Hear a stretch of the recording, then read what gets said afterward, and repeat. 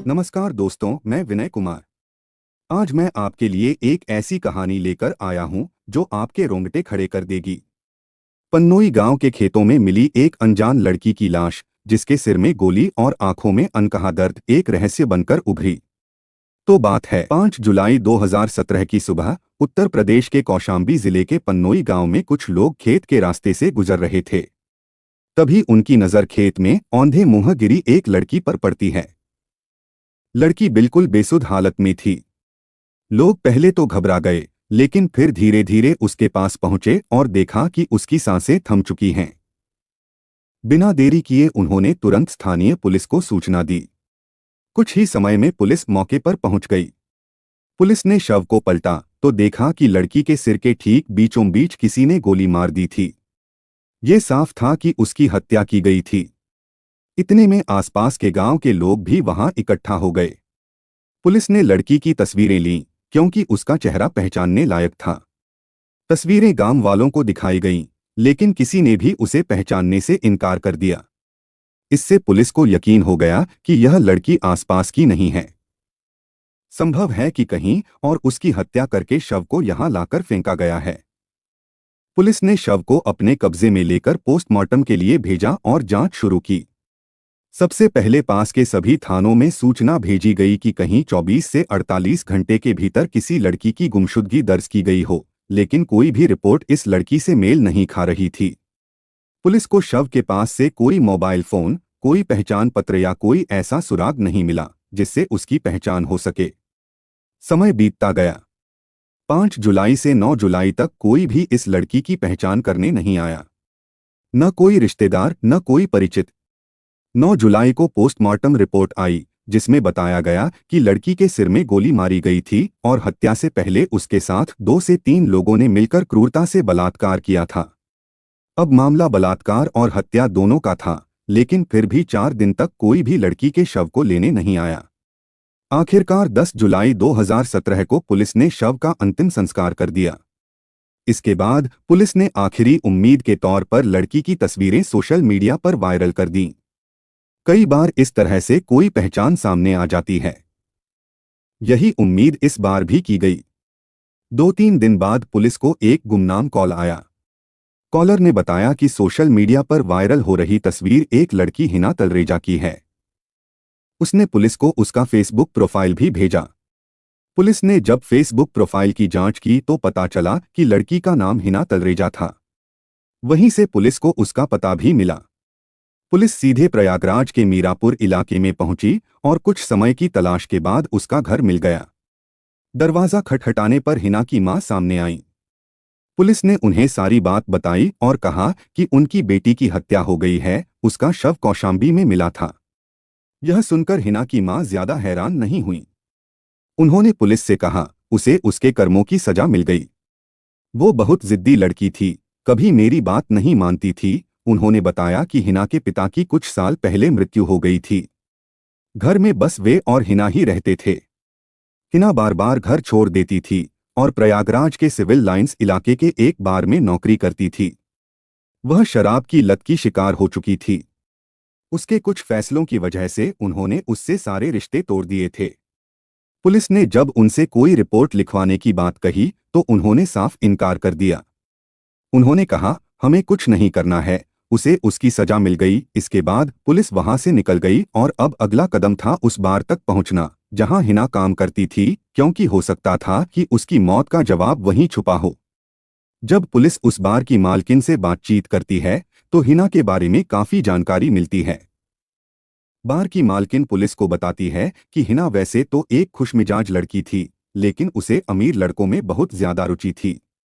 वह बहुत जल्दी अमीर घराने के लड़कों से दोस्ती कर लेती थी, उनके साथ घूमती फिरती थी और उनके साथ शराब भी पिया करती थी।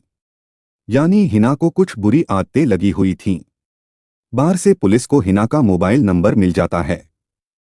पुलिस बिना देरी किए उसके मोबाइल नंबर की कॉल डिटेल रिकॉर्ड सीडीआर निकलवाती है। इस सीडीआर में पता चलता है कि आखिरी बार हिना ने अदनान खान नाम के किसी लड़के से बात की थी। यह बातचीत 4 जुलाई की रात तकरीबन 9 बजे के आसपास हुई थी। यानी 5 जुलाई को जब उसका शव मिला, उससे ठीक एक रात पहले। पुलिस अदनान खान का नंबर लेती है और उस पर कॉल करती है, लेकिन वह नंबर स्विच ऑफ मिलता है। पुलिस उसके मोबाइल से उसकी जानकारी निकालकर प्रयागराज में ही उसके पते पर पहुंच जाती है। जब पुलिस उसके घर पहुंचती है तो पता चलता है कि अदनान अपने दो दोस्तों, जिनमें एक का नाम विक्की और दूसरे का नाम खालिद है, के साथ 4 जुलाई को घर से चला गया था। उसके घरवालों को भी नहीं पता था कि वह कहाँ है। यहाँ पुलिस को एक और महत्वपूर्ण बात पता चलती है। 2015 में अदनान खान ने हिना तलरेजा से शादी कर ली थी। यह बात हिना की मां ने पुलिस को नहीं बताई थी, लेकिन अदनान के माता पिता ने पुलिस को यह जानकारी दी। चूंकि दोनों के घरवालों ने उनकी शादी को स्वीकार नहीं किया था, इसलिए अदनान और हिना अलग जगह पर रहने लगे थे। कुछ दिनों तक यह सिलसिला चला, लेकिन बाद में दोनों के बीच झगड़े शुरू हो गए। इसके बाद हिना तलरेजा अपनी मां के पास रहने चली गई और अदनान भी अपने घर वापस आ गया। इस केस में पुलिस को अपना पहला संदिग्ध मिल चुका था, जो कि अदनान खान था। अब कहानी धीरे धीरे स्पष्ट हो रही थी। अदनान ने हिना तलरेजा से शादी की थी, लेकिन उनके घरवालों ने इस शादी को स्वीकार नहीं किया। दोनों ने अलग रहना शुरू किया। फिर उनके बीच कुछ विवाद हुआ होगा, जिसके कारण अदनान ने हिना की हत्या कर दी। लेकिन यह केवल एक अनुमान था। इस अनुमान को पक्का करने के लिए पुलिस को किसी भी तरह अदनान को गिरफ्तार करना था। पुलिस अदनान की तलाश शुरू कर देती है। काफी समय बीत जाता है। एक बार मुंबई में उसके होने की खबर मिलती है। क्राइम ब्रांच की टीम मुंबई जाती है, लेकिन वह वहां से फरार हो जाता है। ऐसे ही चलते चलते 29 जुलाई 2017 का दिन आ जाता है। पुलिस को खबर मिलती है कि अदनान अपने दोस्तों के साथ प्रयागराज के मीरापुर इलाके में देखा गया है। पुलिस बिना देरी किए एक टीम लेकर वहां पहुंचती है और अदनान को गिरफ्तार कर लेती है। हालांकि उसके दोनों दोस्त खालिद और विक्की वहां से फरार हो जाते हैं। अदनान को पुलिस स्टेशन लाया जाता है और उससे पूछताछ की जाती है। बहुत जल्दी अदनान अपना मुंह खोल देता है। वह पुलिस को बताता है कि कुछ साल पहले फेसबुक पर उसकी मुलाकात हिना तलरेजा से हुई थी। उसने हिना से चैटिंग शुरू की, फिर पता चला कि वह सिविल लाइंस के एक बार में नौकरी करती है। वह अक्सर अपने दोस्तों के साथ उस बार में जाने लगा। धीरे धीरे उसने हिना से दोस्ती कर ली, क्योंकि हिना भी अमीर घर के लड़कों से जल्दी दोस्ती कर लेती थी। एक दिन मौका पाकर अदनान ने हिना तलरेजा को प्रपोज कर दिया। हिना ने हाँ कर दी, क्योंकि उसे पता था कि अदनान अमीर है। अदनान प्रयागराज के एक धनी व्यवसायी का बेटा था। इसके बाद अदनान और हिना ने कोर्ट मैरिज कर ली। जब दोनों ने अपनी शादी की बात घर वालों को बताई, तो दोनों के ही परिवार वालों ने इसे स्वीकार करने से इनकार कर दिया। इसके बाद वे दोनों अलग रहने लगे। लेकिन हिना तलरेजा को कुछ बुरी आदतें थीं। उसके कई पुरुष मित्र थे, वह अक्सर शराब पीती थी। इन बातों से अदनान को बुरा लगने लगा, क्योंकि हिना अब उसकी पत्नी थी। उन्होंने कोर्ट मैरिज की थी। अदनान अक्सर हिना को इन बातों के लिए टोकता था कि वह शराब न पिए और अलग अलग लड़कों से बातें न करें, न उनके साथ घूमें। लेकिन क्योंकि हिना को इन सब की आदत पड़ चुकी थी, वह अदनान की बातों को अनदेखा करती थी। इसी दौरान दोनों के बीच काफी झगड़े होने लगे। इसके चलते अदनान अपने घर आ जाता है और हिना अपनी मां के पास चली जाती है। अब अदनान समझ चुका था कि हिना उसकी पत्नी बनने के लायक नहीं है, क्योंकि न तो वह अपनी बुरी आदतें छोड़ेगी, न ही वह अदनान की बातें मानेगी। इसी दौरान अदनान के घरवाले उसके लिए एक दूसरी लड़की की तलाश कर लेते हैं और जल्द ही उसकी शादी कर देते हैं। इस शादी के बारे में हिना तलरेजा को पता नहीं था, लेकिन अदनान चुपके से दूसरी शादी कर लेता है। कुछ दिनों बाद हिना को अदनान के किसी दोस्त के जरिए पता चलता है कि अदनान ने दूसरी शादी कर ली है और अपनी नई पत्नी के साथ अपने घर में आराम से रह रहा है। हिना यह जानकर अदनान को फोन करती है, उसे मिलने बुलाती है और कहती है कि वह उसके बच्चे की मां बनने वाली है। वह धमकी देती है कि अगर अदनान ने उसे स्वीकार नहीं किया और अपनी नई पत्नी को नहीं छोड़ा, तो वह इस बारे में उसके घरवालों को बता देगी। साथ ही उसे जेल भी करवा देगी, क्योंकि उन्होंने कोर्ट मैरिज की थी और भारतीय कानून के अनुसार पहली पत्नी को तलाक दिए बिना दूसरी शादी नहीं की जा सकती।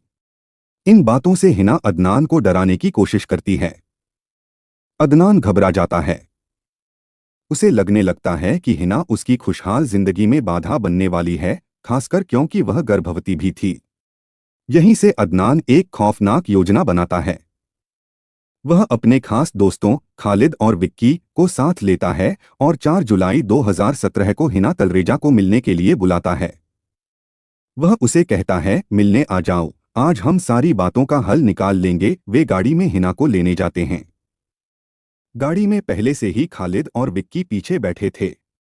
हिना को आगे बिठाया जाता है। वे कुछ दूर तक गाड़ी चलाते हैं, फिर हाईवे पर एक ढाबे पर रुककर खाना खाते हैं। इसके बाद सभी मिलकर शराब पीते हैं। जब हिना शराब के नशे में पूरी तरह चूर हो जाती है, तभी मौका पाकर तीनों बारी बारी से उसके साथ दुष्कर्म करते हैं। यानी अदनान, जो हिना का पति था, फिर भी अपने दोस्तों के साथ मिलकर हिना के साथ दरिंदगी करता है। वह खुद भी ऐसा ही करता है। इसके बाद मौका पाकर वे एक सुनसान सड़क पर पहुंच जाते हैं। वहां अदनान अपनी पिस्तौल निकालकर हिना के माथे पर गोली मार देता है। हिना की मौके पर ही मौत हो जाती है। इसके बाद वे उसके शव को एक खेत में फेंककर वहां से फरार हो जाते हैं। अगले दिन यानी 5 जुलाई 2017 को गांव वालों को उसका शव मिलता है और इसके बाद इस पूरे मामले का खुलासा होता है। पुलिस अदनान को गिरफ्तार कर लेती है और सारे सबूत इकट्ठा कर लेती है। कुछ दिनों बाद उसके दोस्त खालिद और विक्की को भी पुलिस गिरफ्तार कर लेती है। चूंकि अदनान के पिता एक अमीर घराने से थे और प्रयागराज के जाने-माने व्यवसायी थे, इसलिए पुलिस को काफी मुश्किलों का सामना करना पड़ा। लेकिन तमाम मुश्किलों के बावजूद अदनान, खालिद और विक्की तीनों के खिलाफ चार्जशीट दाखिल करके उन्हें कोर्ट में पेश किया गया। यह केस अभी भी चल रहा है। तीनों जेल में हैं। इस कहानी से एक बात तो स्पष्ट होती है कि किसी पर भी आंख मूंदकर भरोसा करना आपकी जान भी ले सकता है। हिना तलरेजा के साथ भी कुछ ऐसा ही हुआ। उसे अदनान पर बहुत भरोसा था।